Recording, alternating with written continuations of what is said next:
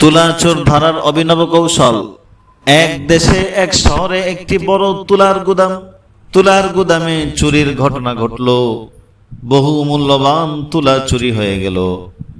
ব্যবসায়ী অত্যন্ত ক্ষতিগ্রস্ত হয়ে বাদশাহ দরবারে গিয়ে ন্যায় বিচারের আবেদন করলেন। বাদশাহ বিষয়টি শুনে খুবই গুরুত্বের সাথে তদন্ত শুরু করলেন।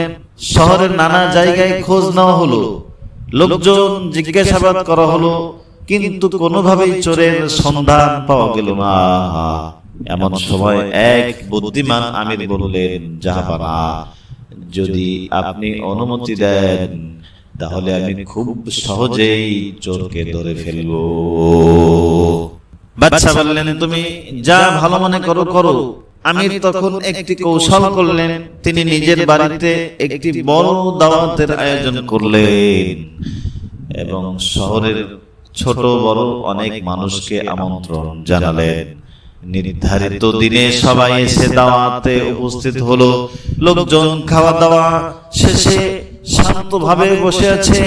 তখন আমির সাহেব মজলিসে দাঁড়িয়ে সবার দিকে গভীরভাবে তাকিয়ে বললেন, আহ, কি লজ্জাহীন, কি নির্লজ্জ তারা, কি নির্বোধ সেই সব মানুষ যারা তুলা চুরি করেছে।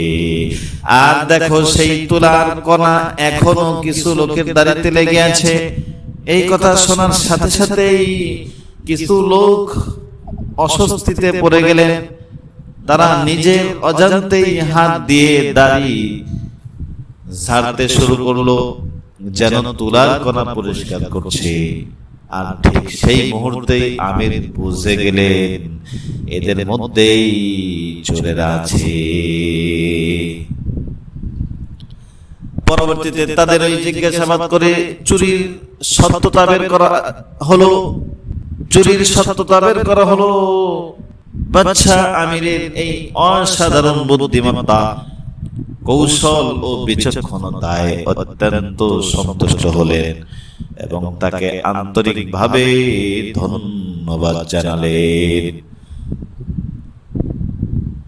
এই গল্প থেকে আমরা শিক্ষা পাই, বুদ্ধি, বিচক্ষণতা ও সুকৌশল ব্যবহার করলে সবচেয়ে কঠিন সমস্যারও সহজ সমাধান বের করা সম্ভব।